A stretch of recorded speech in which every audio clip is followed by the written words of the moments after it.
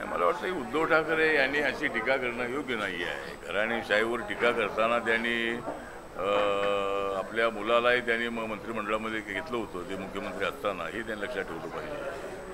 त्यामुळं घराणेशाहीचा अशा पद्धतीचा आरोप करण्याचा त्यांना ते करतायत आरोप ठीक आहे, पण त्यांचा मुलगाही याच्यामध्ये मंत्रिमंडळामध्ये होता. त्यामुळं घराणेशाहीचा विषय नाही आहे. ज्या ज्या ठिकाणी निवडून येण्याची जी मेरिट आहे, कोण त्या ठिकाणी निवडून येऊ शकतो, त्या ठिकाणी अशा पद्धतीने काही तिकीटं दिली तर जातात. त्यामुळं मला असं वाटतं की बाकीच्या लोकांवर घराणेशाहीचा आरोप करणं योग्य नाही, असा सल्ला त्यांना आमचा आहे.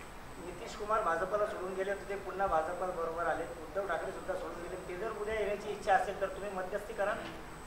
नाही, उद्धव ठाकरे आले तर त्यांचं तर स्वागतच आहे. म्हणजे आम्ही तर त्यांना जर सोडलं नव्हतं, त्याने आम्हाला सोडलेलं आहे.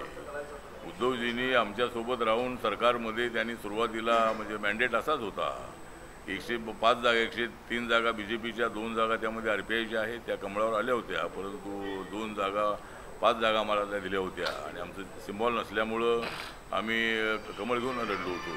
त्यामध्ये 2 जागा RPIच्या आहेत आणि उद्धव ठाकरे यांच्या जागा 56 होत्या. तर त्याच्यामधल्या 40 लोक जे आहेत ते आता एकनाथ शिंदेसोबत आलेले आहेत. त्यामुळं जर उद्धवजींनी जायलाच नको होतं, नितीश कुमारांनी जायलाच नको होतं, पण ते पुन्हा आलेले आहेत आणि येणाऱ्यांचं स्वागत आहे. आमचे दरवाजे उघडे आहेत.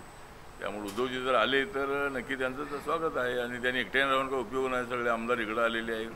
त्यामुळं त्यांनी आमदारांसोबत त्यांनी यायला पाहिजे होतं, परंतु ते काही आले नाही आहे. पण ते आज नाही तर उद्या ते नक्की येतील, कारण काँग्रेस आणि राष्ट्रवादीला कंटाळून उद्धव ठाकरे नक्की त्यांना सोडतील असा आम्हाला विश्वास आहे.